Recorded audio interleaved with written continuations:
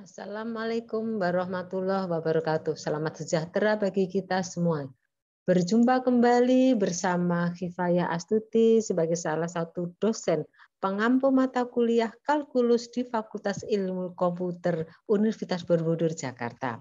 Baik, kali ini kita akan membahas mengenai integral tidak tertentu. Kenapa disebut integral tak tentu? Karena nanti mengandung konstanta sembarang dengan simbol C. Prinsipnya, perhitungan integral adalah kebalikan dari perhitungan diferensial. Jadi, perhitungan integral adalah menghitung kembali fungsi asalnya, yaitu fungsi fx, jika diketahui fungsi diferensialnya dalam ini f absen x. Jika konstanta sembarang didiferensialkan, hasilnya 0. Maka konsekuensinya karena integral adalah kebalikan dari diferensial, maka setiap pengintegralan akan menghasilkan konstanta sembarang, yaitu nilainya C. C adalah nilai konstanta sembarang. Oleh karena itu, integralnya disebut integral tak tentu karena setiap pengintegralan selalu ditambahkan nilai C konstanta sembarang. Jadi integral ini tidak tentu karena ada plus C konstanta sembarang dan juga tidak ada batas bawah dan batas atas. F absen x, fx itu fungsi yang telah didiferensialkan. Dx, jadi ini bacaan integral fx. Fx kecil diintegralkan dx, hasilnya misalkan menjadi fungsinya f besar. Fx. Kemudian selalu ditambah konstanta sembarang. Konsekuensinya, F besar ini kalau diferensialkan ke dx akan kembali ke fx kecil kembali ke soal. Karena integral adalah kebalikan dari perhitungan diferensial. Jadi f kecil yang diintegralkan. F besar adalah hasil pengintegralan. Hasil pengintegralan kalau diferensialkan, ini kembali ke soal. Konstanta diferensialkan juga hasilnya kan 0, maka harus kembali ke soal. Maka hasil pengintegralan ada F besar itu pasti benar. Nah, contoh. Satu, kalau integral hasil diferensialnya itu 2x diintegralkan dx. Maka hasilnya adalah x kuadrat plus c, pasti benar. Sebab hasil pengintegralnya ini d x kuadrat plus c diturunkan atau didiferensialkan ke dx. X kuadrat diturunkan karena 2x, konstanta 0. Jadi sama dengan 2x kembali ke soal benar. Maka kesimpulannya integral 2x dx hasilnya x kuadrat plus c itu benar. Kemudian integral dx per x pangkat 2 atau naik ke atas integral x pangkat min 2 dx. Ini hasilnya min x pangkat minus 1 plus konstanta sembarang.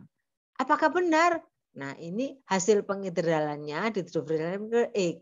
Jadi min kali min 1, x-nya pangkatnya berkurang 1, konstanta 0.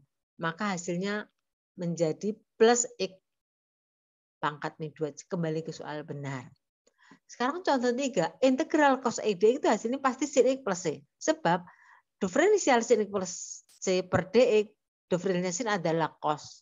Konstanta 0, maka hasil kembali hasil pengintegralan kalau diferensial kembali ke soal berarti hasil pengintegralan cos x dx hasilnya sin x benar plus c. Kemudian fungsi eksponen integral e pangkat x dx itu hasilnya tetap e pangkat x. Apakah benar? Coba kita ditelusuri bahwa hasil pengintegralan didiferensialkan x. E pangkat dx hasilnya tetap konstanta 0, maka benar bahwa integral x dx hasilnya tetap integral e dx.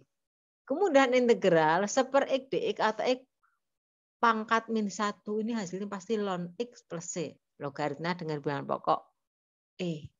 Nah, apakah benar integral seper x dx hasilnya ln x? Nah, ini diferensial ln x adalah seper x. Konstanta 0 berarti kembali ke soal.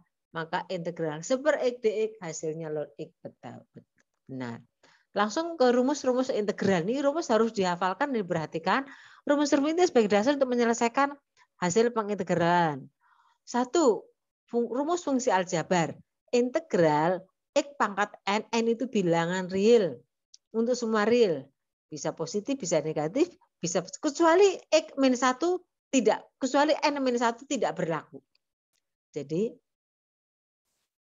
integral x pangkat n dx Hasilnya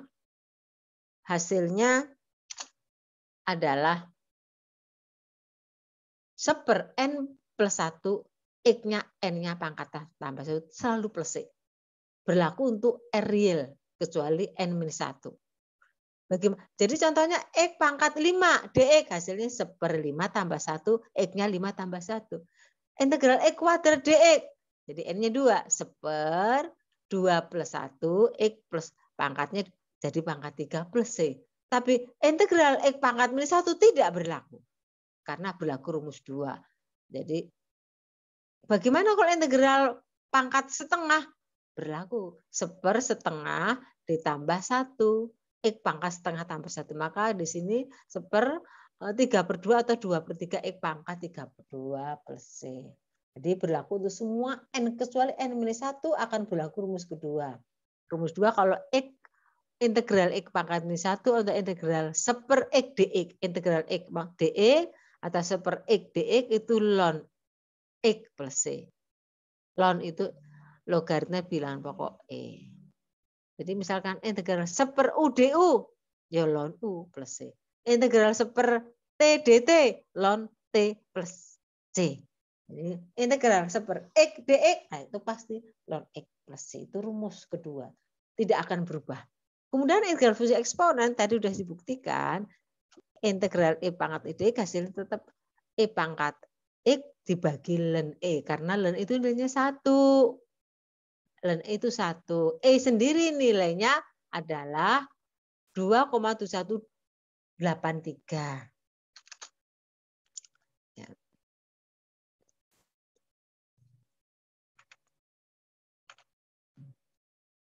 Oke. Selanjutnya, bagaimana selain integral E pangkat X? Maka formulanya sama. Kalau integral E pangkat X itu dibagi ln E. Karena ln E1 ya hasilnya tetap E pangkat X. Sekarang kalau selain E karena harus dibagi tetap A pangkat X dibagi ln A. Karena ln A tergantung bilangannya. Asalkan A tidak 1. Kalau A2 ln 2, ln 2. Kalau NN5 ya LN5. Tapi kalau LN1 pasti 1. Jadi A-nya selain E itu hasilnya tetap A pangkat dibagi ln A plus C. Integral cosinus X hasilnya sin X. Integral sin X min cos X. Contoh, satu integral dalam kurung X pangkat 1/akar X pangkat kuadrat. Ini dalam kurung kuadratkan dulu. Integral X kuadrat 2 kali X dibagi akar X plus ini dikuadratkan 1/X dx. Jadi sama dengan integral X kuadrat, ini akar setengah itu di bawahnya akar setengah. Akar itu X pangkat setengah. Naik ke atas berarti akar minus setengah. Di sini di atasnya ada akar minus 1, maka hasilnya 2x pangkat setengah plus 1/x.